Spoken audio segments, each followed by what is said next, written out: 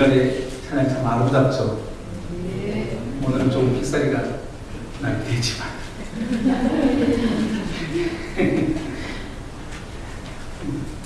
여러분 성가대 찬양을 들으면서 그 가사 속에 어떤 마음 또 어떤 느낌을 받았습니까? 저는 이 가사 속에서 나 무엇 주님께 드릴까? 나 무엇 주님께, 신앙이라는 것이 무엇인가 그렇게 생각해 보면 늘 하나님 앞에 이 피드백이 있어야 되지 않겠습니까? 하나님, 내가 어떻게 할까요? 하나님이 원하시는 것이 무엇입니까? 이게 신앙 아니겠습니까? 성가대 대원으로 같이 봉사하실 분들은 언제든지 환영합니다. 전문가만 하는 건 아니겠죠? 예. 오늘 하나님께서 우리에게 주시는 말씀, 신명기 8장 1절로 6절 말씀 한 목소리로 합독해 보도록 합니다. 스크린 보면서. 자, 시작. 내가 오늘 명하는 모든 명령을 너희는 지켜 행하라. 그리하면 너희가 살고 번성하고 여호와께서 너희의 조상들에게 맹세하신 땅에 들어가서 그것을 차지하리라. 내 하나님 여호와께서 이 40년 동안에 내게 광야길을 걷게 하신 것을 기억하라. 이는 너를 낮추시며 너를 시험하사 내 마음이 어떠한지 그 명령을 지키는지 지키지 않는지 알려봤습니다. 너를 낮추시며 너를 죽이게 하시며 또 너도 알지 못하며 내 조상들도 알지 못하던 만나를 내게 먹이신 것은 사람이 떡으로만 사는 것이 아니오 여호와의 입에서 나오는 모든 말씀으로 사는 줄을 내가 알게 하려 하심이니라. 이 말씀으로 4절입니다. 시작. 이 40년 동안에 내 의복이 헤어지지 아니하여 내 발이 부르지 아니하였느니라. 너는 사람이 그 아들을 징계한 같이 내 하나님 여호와께서 너를 징계할 줄 마음에 생각하고 내 하나님 여호와의 명령을 지켜 그 길을 따라가며 그를 경외할지니라. 아멘. 감사 기도합니다. 하나님, 우리 함께 하시며 이 시간 우리 예배를 즐겨 받으시며 우리를 통해서 영광을 받으시기를 원하시는 하나님, 모든 예배를 통해서 하나님 홀로 영광을 받으시옵소서. 이 시간 주의 존전에 굴복하여 싸우니 주님 친히 내게 말씀하여 주시고 내 심령에 필요한, 내 삶에 필요한 하나님의 인도하심을 또 하나님의 말씀하심을 발견하는 귀한 시간 삼아 주시옵소서. 예수님 이름으로 기도 올려옵나이다. 아멘. 저는 중국에서 오랫동안 사역하면서 중국인들의 그 뭐랄까요, 대단한 자부심을 경험하게 됩니다. 물론 그들의 역사 가운데 또 한국과의 관계 속에서 그들이 자부심을 충분히 가질만 하다고 생각을 합니다. 그런데 와서는 소련이 붕괴되면서 중국인들은 이제는 중국만이 미국과 대적할 수 있는, 경쟁할 수 있는 유일한 나라다. 이제 10년 아니 조금 더 있으면 미국을 능가하는 세계 초인류 국가가 이 중국이 될 것이다. 이런 얘기를 가끔 또 자주 듣게 됩니다. 물론 제가 살면서 경험하는 것은 외견상으로 중국이 뭐 군사적으로나 또 경제적 또 어떤 면에 정치적으로 뭐 미국과 견줄 만한 그런 부분이 분명히 있는 것 또한 사실입니다. 그러나 저는 미국에 와서 한 1년 동안 살면서 경험하는 것은 중국은 도저히 미국을 능가할 수 없는 그 어느 약점이 있다는 것을 발견을 했습니다. 그것은 무엇이냐? 미국인들의 삶 속에서 이 저변에 깔려있는 이 그리스도적, 성경적 세계관이라는 것입니다. 남들을 배려하고 또 사회 질서, 또 법치적인 것, 또 이웃에 대한 섬김, 약자에 대한 배려, 또 질서의식, 이런 것들은 이 중국이 뭐 몇십 년 안에 미국을 그런 부분에 앞설 수는 없지 않을까 하는 그런 생각을 하면서 이런 사회적인 국민들 사이에 깔려있는 이 저변의 기독교적 의식, 이런 것들 때문에 중국은 미국을 앞서기는 어렵지 않을까, 그런 생각을 해보게 됩니다. 중국은 근래에 들어서 경제 발전은 분명히 이루었지만 그 내부에 있는 도농 간의 빈부의 격차, 또 지배층과 피지배계층 간의 어떤 공의에 대한 갈등, 또 수많은 소수민족으로 인해서 민족적인 갈등, 그리고 부의 분배에 대한 어떤 갈등, 이런 것들로 인해서 끊임없는 이 어떤 사회적인 갈등이 일어나는 것이 바로 중국의 모습이 아닌가, 그런 생각을 해보게 됩니다.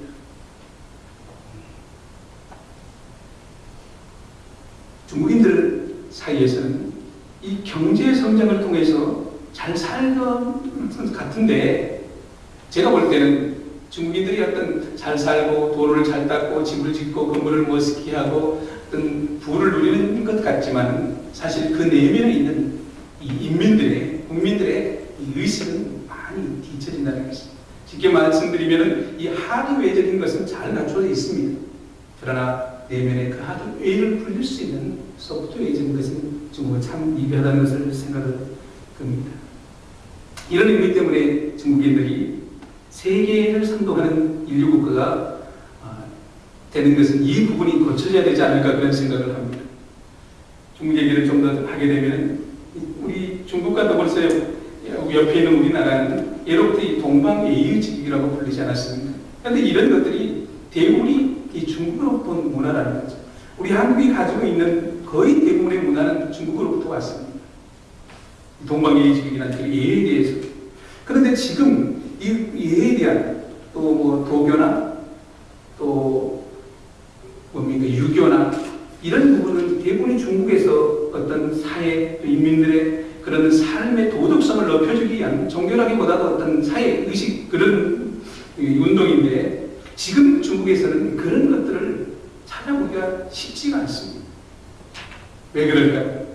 그것은 공산화가 되면서 사회주의 또 물질주의적인 그 문화가 중국을 지배하게 되기 때문이 아닌가, 그런 어떤 생각을 해보게 됩니다. 사실 중국식 사회주의라고 얘기하지만 이 자본주의보다 더 자본주의가 바로 지금 중국의 모습이 아닌가 생각을 해보게 됩니다. 그래서 돈이면 무엇이든지 할 수 있다는 생각. 돈이 오히려 법이 되고 법 위에 있는 것. 그리고 돈이 된다면 어떠한 일도 부끄러워하지 않고 할 수 있는 그런 중국인들의 마음. 그래서 짝퉁 물건을 만들거나 또 뭡니까 그 식품, 불량식품을 또 만들어내는 그런, 심지어는 젊은이들 사이에서는 돈이면 나는 무엇이든지 하겠다, 이 속에는 무엇이든지 할 수 있다는 그런 생각들이 내포되어 있다는 것입니다. 물론 중국이 이렇게 부정적인 것만 있는 것은 또한 아닙니다. 공산화 이후에 개혁 개방되면서 중국의 기독교에는 1억 이상이 넘는다고 그러죠. 그리고 중국 기독교 안에서는 10만 명의 선교사를 파송하겠다는 대단한 그런 계획도 가지고 기도하고 있습니다. 매우 공부적인 일 아니겠습니까? 또 반대로 미국은 어떤 부정적인 면을 찾아보면, 미국에는 제가 알기로는 개인의 또 소수의 인권을 너무 강조하다 보니까 약화되는 것이 뭐냐 하면 신권이 약화된다는 것입니다. 하나님의 통치, 하나님의 지배 아래서 있는 미국이 이제는 사람과 소수자의 인권 속에 하나님의 신권이 저하되고 약화되는, 무력화되는 그런 모습이 미국에서는 없지 않는가, 그런 어떤 생각을 해보게 됩니다. 제가 이런 말씀을 미국과 중국을 예를 들어 드리는 것은, 사람이 살아가는 데에 크게 두 종류의 사람들이 있을 수 있다고 생각을 합니다. 한 사람은 분명한 목적의식을 가지고 이 세상을 살아가는 사람입니다. 또 그 반대는 그냥 목적 없이 이 세상이 다니까 이 세상에서 내가 잘 살고 잘 먹고 누리며 사는 것이 다라고 생각하는 사람 아니겠습니까? 여러분은 어떻습니까? 목적의식이 있고 없고 간에 따라서 사람의 삶의 방향과 또 사람이 어떻게 살아야 될 것인가 스스로 그 모습들이 변하게 되는 것도 아니겠습니까? 이 세상이 다라고 생각하는 사람은 중국인들처럼 수단과 방법을 가르지 않고 이 세상의 것들만 추구하게 되는 것이죠. 그러나 우리가 분명히 도착해야 될 어떤 목적이 있다면 그 목적을 향해서 오늘 우리의 삶에 우리는 조금 불편하더라도 어렵더라도 힘들더라도 그 목적을 향해 달려가는 삶이 바로 순례자요 나그네와 같은 삶 아니겠습니까? 목적이 없는 사람은 방랑자죠. 목적이 있는 사람은 여행자며 또 순례자입니다. 여러분은 순례자입니까? 방랑자입니까? 베드로전서 2장 11절에 보면 베드로 사도가 이렇게 얘기합니다. 나그네와 거름 같은 너희들에게 권하노니 이렇게 얘기합니다. 그러니까 사람을 일컬어서 우리를 일컬어서 나그네 같다, 거름 같다 이렇게 얘기를 하고 있습니다. 오늘 본문 2절에 보면은 이렇게 얘기하고 있습니다. 한번 띄워주면 좋겠네요. 내 하나님 여호와께서 이 40년 동안에 내게 광야길을 걷게 하신 것을 기억하라 이렇게 하고 있습니다. 40년 동안의 광야길을 걷게 하신 것을 기억하라. 여러분, 우리는 흔히 이스라엘의 광야 40년을 우리 인생과 비유하기도 합니다. 예수를 알지 못했던 우리를, 하나님과 멀어서 애굽에 종살이하던 그들을 꺼내고 우리를 여호와 예수 그리스도를 믿게 하고 그 다음에 이제는 우리가 궁극적으로 바라는 하나님의 나라를 사모하게 만드는 것, 바로 이스라엘 백성들이 광야를 통해서 궁극적으로 가나안 땅에 입성하는 것, 이것이 우리 인생의 하나의 모습과 같다는 것입니다. 성도 여러분, 광야의 최종적인 목적지는 가나안 땅, 우리의 인생도 최종적인 목적은 바로 하나님의 나라인 것을 믿습니다. 그렇기 때문에 우리 인생 또 광야는 그들이 머물고 완전히 정착해야 될 땅이 아니라는 것입니다. 우리 인생도 마찬가지로 하나님께서 허락하신 이 땅에서의 70, 80년 그 기간 동안에 광야 같은 삶을 살면서 이 생이 끝나기 전에 도착하는 해야 될 그 나라에 가기 위해서는 우리는 다듬어지고 훈련되어지고 천국에 합당한 사람으로 만들어지는 것이 우리 인생의 광야의 삶 아니겠습니까? 오늘 본문에서 모세는 광야 1세대가 다 죽고 나서 2세대에게 유언과 같은 교훈을 얘기합니다. 1절에 보니까 오늘 내가 명하는 모든 명령을 너희는 지켜 행하라. 그리하면 너희가 살고 있습니다. 저는 여기서 1절에서 너희가 살고라는 것은 포인트. 너희가 살고. 잘못하면 죽는다는 얘기 아니겠습니까? 그러니까 결국은 뭡니까? 광야에서는 사는 법을 가르쳐주고 있습니다. 그것도 죽지 않고 잘 사는 법을 가르치는 것이 광야라는 것입니다. 마찬가지로 우리의 삶도 죽지 않고 영원히 사는 법을 배우는 것이 바로 우리의 인생 동안의 삶 아니겠습니까? 그렇기 때문에 이스라엘 백성들은 광야에서 그냥 막 사는 삶이 아니었습니다. 구름 기둥이 이동하면 그대로 움직입니다. 구름 기둥이 서면은 자기가 또 섭니다. 무엇을 의미합니까? 내가 가고 싶은 대로 가는 것이 아니고 내가 하고 싶은 대로 가는 삶이 아니라는 것입니다. 구름 기둥과 불 기둥으로 하나님이 이끄시면 거기까지 가고 또 하나님이 멈추게 하면 멈추는 것, 그것이 우리 인생이라는 것입니다. 내 마음대로 막 사는 것이 아니라는 것입니다.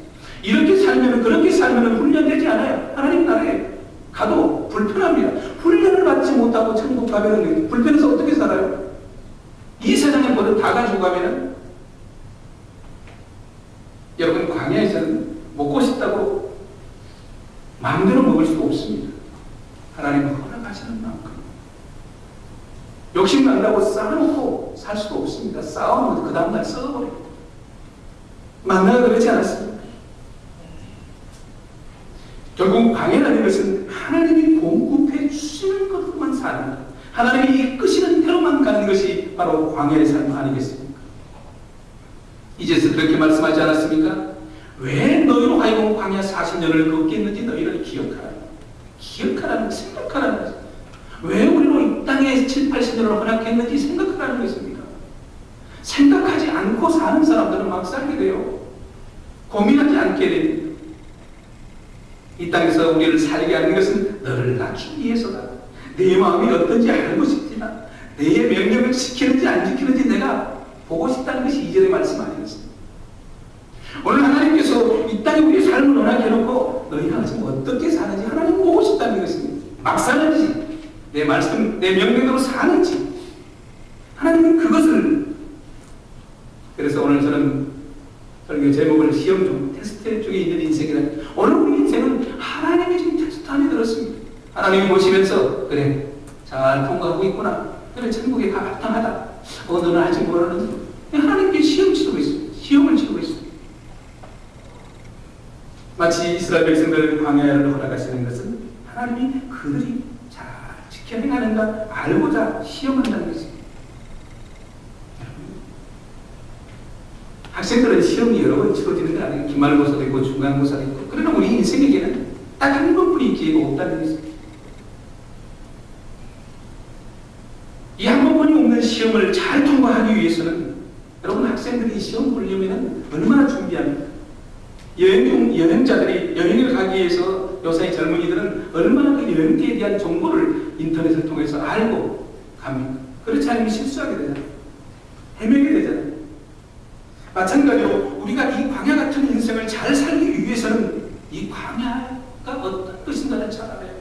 그래야만 이 광야에서 넘어지지 않고 시험을 잘 통과할 수 있는 것 아니겠습니까? 우리가 잘 아는 것처럼 광야는 사람이 살만한 것이 못됩니다. 그런데 많은 사람들은 살만한 세상이라고 얘기합니다. 천국을 몰라서 그렇죠. 하나님의 나라를 몰라서 그런 것 아니겠습니까? 광야는 정착해서 사는 것이 아니라는 것입니다. 광야는 거친 것입니다. 맹수의 이입도 있는 것입니다. 더위와 추위 때문에 어려운 생명의 위협도 널려 있는 것이 광야가 아니겠습니까? 여러분, 이런 것이지만 광야는요. 그러나 우리가 잘 아는 것처럼 광야는 하나님이 책임져주는 삶입니다. 믿습니까? 하나님이 먹여주셨어요. 하나님이 입혀주셨어요. 하나님이 아프지 않게 해주셨어요. 하나님이 더위도 추위도 불기둥과 구름기둥으로 지켜주셨어요. 적들의 손에도 지켜주셨어요. 사절에 보니까 이렇게 얘기하지 않습니까? 이 40년 동안에 내 의복이 헤어지지 아니하였고 내 발이 부르트지 아니하였다. 여러분, 광야가 이런 것입니다. 위험한 것입니다. 사람이 살기 힘든 것입니다. 고통스럽고 거친 땅입니다. 그럼에도 불구하고 광야에서 가장 많이 누릴 수 있는 것이 바로 하나님의 은혜 아니겠습니까? 이 땅에서 우리가 가장 많이 누릴 수 있는 것이 하나님의 은혜입니다. 여러분, 천국에 가면은요, 그 은혜마저도 우리가 온전한 하나님과 같은 이 천사와 같이 변명이 있기 때문에 하나님의 은혜를 더 이상 바랄 것이 없습니다. 찬양만 하고 하나님의 영광 돌리며 살지 않겠습니까? 의복도 헤어지지 않고 발도 부르치지 않아요. 여러분, 농사 짓지 않는데 하나님이 먹여주셨고요. 길상하지 않는데 하나님이 입혀주셨고요. 병원도 다니지 않았는데 하나님이 지켜주셨어요. 건강 지켜주셨어요. 그런데 중요한 것은요, 광야에서는 하나님께서 꼭 필요한 것만 주시지 넘치도록 풍성하게 그렇게 다시 말씀드리면 넘치고 배부르고 사치하도록 하나님께서 광야에서는 아무것도 허락하지 않았습니다. 그렇다면 이 광야에서 사는 우리가 어떻게 살아야 될 것인가는 자명한 것 아니겠습니까?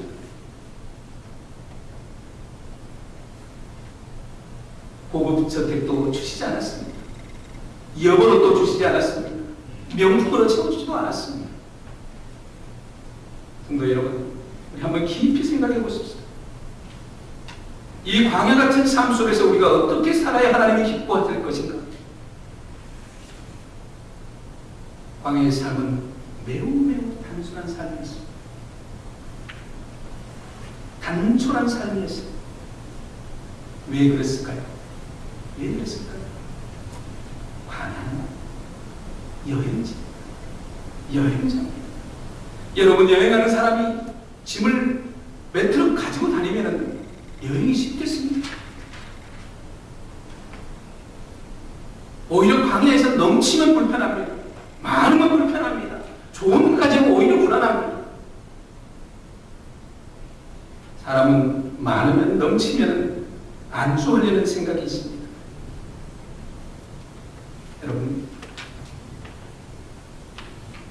너무 많이 가지고 있다고 생각하지 않습니까? 나그네와 같은 여행 그 길을 가는 우리가 너무 많은 짐을 지고 혹시 걸어가고 있지는 않습니다. 우리 성도들에게 분명히 인식해야 될 것은 오늘 우리가 살아가는 이 삶은 광야 같은 여정 속에 있다는 사실입니다. 이것을 분명하게 인식할 때만은 우리는 이 땅 속에서 조금 단순하게 살아가는 이유를 발견하게 될 것입니다. 하나님의 백성이라면 이 땅 속에서 너무 많은 욕심은 내려놓아야 됩니다. 의식주에 대한 것도 필요 이상의 탐심도 버려야 됩니다. 조금 부족한 듯, 조금 모자란 듯, 조금 불편한 듯, 조금 어려운 듯 그렇게 살아가는 것이 바로 광야 아니겠습니까? 여러분, 그리스도인들에게는 어쩌면 단순한 것이 진리인 줄 모릅니다. 복잡하면요 예수 믿기 힘듭니다. 세상에 너무 많이 얽히고 설키면 하나님 만나기 힘들다는 것입니다. 동창회도 나가고 친목회도 나가고 뭐 동문회도 나가고 뭡니까? 뭐 이런 계획 모임도 나가고 향회도 나가고 각종 모임에 다 나가다 보면 하나님 앞에는 언제 나가요? 하나님을 언제 만나냐?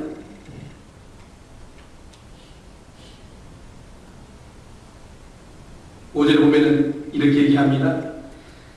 너는 사람이 그 아들을 징계함 같이 네 하나님 여호와께서 너를 징계하시는 줄 마음에 생각하고 징계가 없을 수는 없습니다.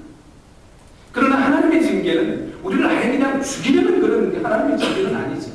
우리를 세우고 우리를 다듬어서 하나님 나라에 합당한 사람 만들려는 거죠. 그 징계입니다. 그래서 징계가 없으면 사생 아니겠습니까? 우리 삶 속에서는 수많은 고통들이 또 어려움들이 만나게 되고 경험되게 됩니다. 어떤 사람에게는 물질의 문제도 있습니다. 어떤 사람에게는 건강의 문제도 있습니다. 어떤 사람에게는 자녀들의 문제, 또 어떤 사람들은 직장의 문제, 또 어떤 분들은 인간관계에 얽히기 때문에 많은 고통 중에 있을 수도 있습니다. 그러나 이 고통 중에 있는 사람들 대부분 많은 사람들이 그 중심에 하나님이 일하시고 있다는 것을 잘 발견하지 못한다는 것입니다. 내 삶의 고통의 문제들이 어디서부터 와서 어떻게 해결해야 될지 어떻게 풀어야 될지를 모른다는 것입니다.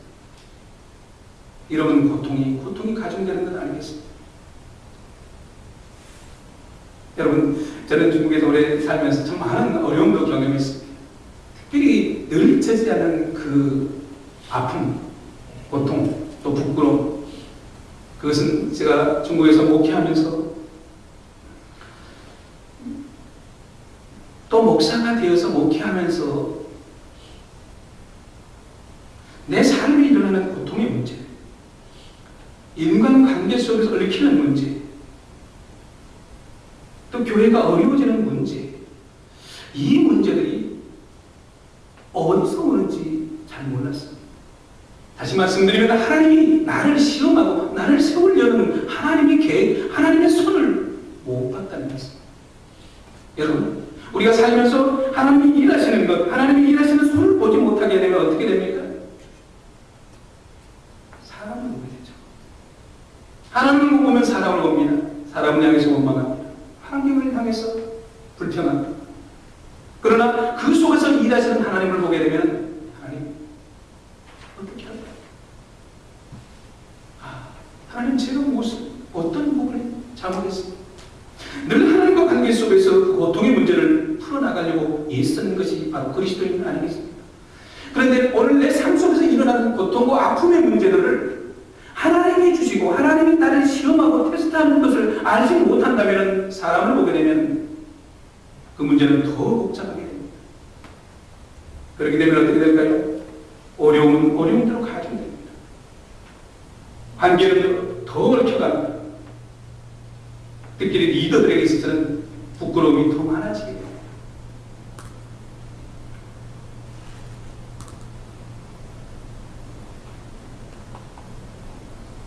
성도 여러분, 여러분들은 지금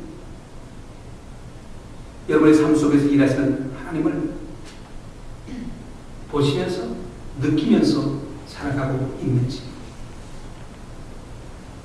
여러분, 특별히 교회에 있는 성도들이 하나님의 본능에서는 하나님이 일하는 손을 보지 못하게 되면요, 어떻게 되냐면 그 사람들은 어떤 갈등의 문제가 생기게 되면 원칙도 상식도 없어집니다. 그 누구의 얘기도 듣지 않습니다. 하나님의 얘기도, 하나님의 말씀도 듣지 않습니다. 이런 사람들이 그러저는 교회 안에 있는 괴물이라고 얘기하고 싶습니다. 대책이 없습니다.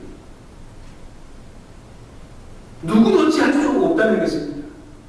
성도 여러분, 지금 믿음의 삶을 살면서 하나님도 어찌할 수 못하는 그런 삶의 모습들은 혹시 없습니까? 내 삶의 언저리는 지금 하나님이 나를 만져보시고 하나님이 나를 테스트하시고 하나님이 나에게 다가오셔서 내 삶을 교정하려는 그런 일들은 혹시 없는지?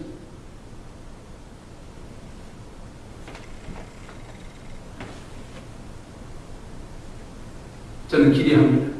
저는 소망합니다. 우리 성도들의 삶 속에서 이제라도 하나님이 나를 만지고 계시다는 것을 믿음으로 느낀다면 하나님 앞에 나아갈 수 있기를 바랍니다. 혹시 하나님이 우리의 문제를 풀어줄 줄 압니까? 하나님이 내 건강을 회복시켜줄 줄 압니까? 내 자녀의 삶을 바로 인도해 줄 줄 압니까? 내가 먼저 하나님 앞에 하나님 앞에 얽힌 내 문제가 무엇입니까?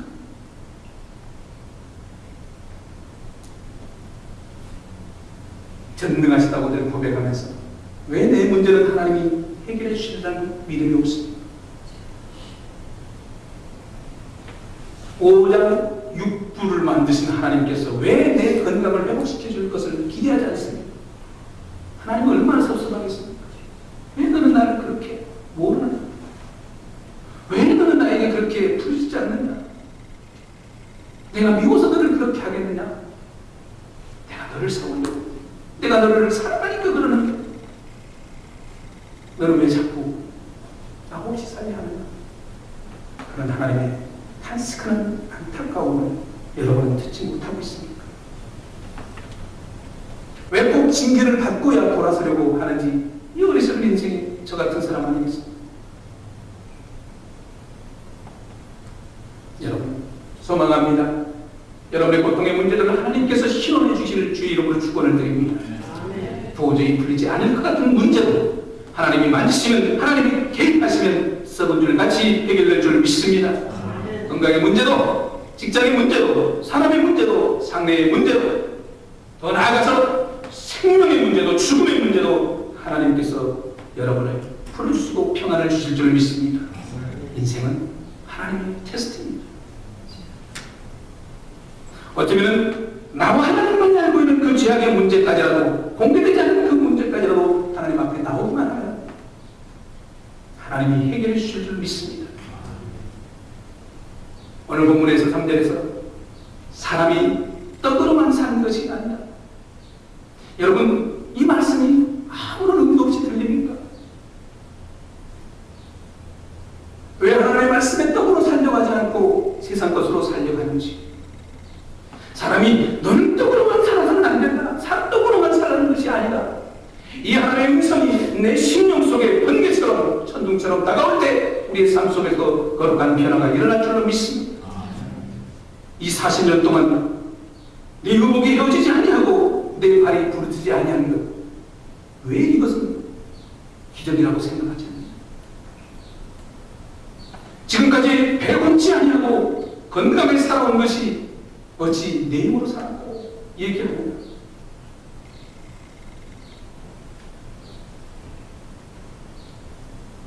이제 우리는 다시 한번 내 삶의 자리들을 돌아보기를 원합니다. 성도 여러분, 광야의 삶은 내가 주인이 아닙니다. 이제는 더 이상 내가 주인공이 되어서는 안 됩니다. 광야의 삶은 왜 나 스스로 책임지려 하십니까? 하나님이 책임지지 않았습니까?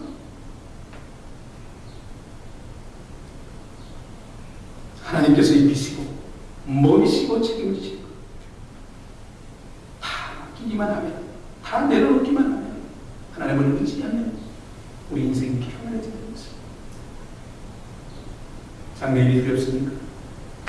미래일이 두렵습니까? 죽음이 두렵습니까? 무엇을 먹을까? 무엇을 마실까? 어떻게 살아야 될지 두렵습니까?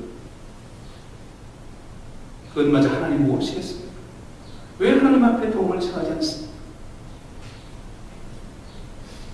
1절을 다시 봅니다. 내가 오늘 명하는 모든 명령을 너희를 지켜 행하라. 그리하면 너희가 살고 번성하고 1절 하반절에 보면은 여호와께서 너희의 조상들에게 맹세하신 땅에 들어가서 그것을 차지하리라. 뭡니까? 그 땅을 얻으리라. 하나님의 나라가 너희 것이라니. 하나님은 이미 잔치를 배설했습니다. 하나님이 이미 천국을 마련했습니다. 그러나 우리는 하나님 천국보다 이 땅이 더 좋은데,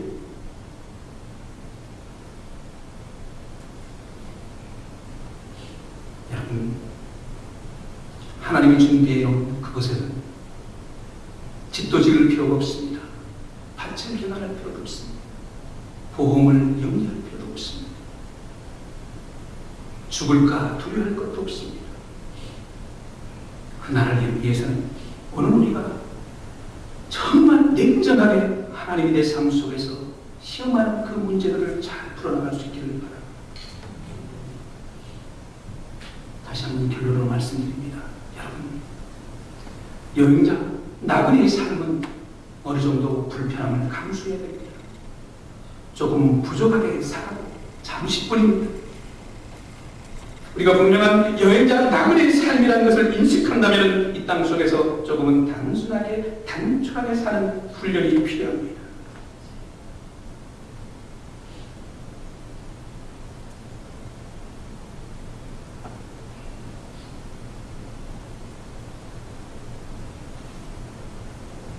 삼절에 보면은 내 조상들이 알지 못하던 만나를 내게 먹이신 것은 하나님이 떡으로만 사는 것이 아니고 사람이 떡으로만 사는 것이 아니고 여호와 입에서 나오는 모든 말씀으로 사는 줄을 내게 알게 하려 함이니라. 사람이 떡으로만 사는 것이 아니다. 성도 여러분, 우리가 마음의 눈을 열고 또 영의 길을 열어서 하나님의 음성을 듣기만 원한다면 하나님은 어떤 모양으로도 분명히 말씀하실 것입니다.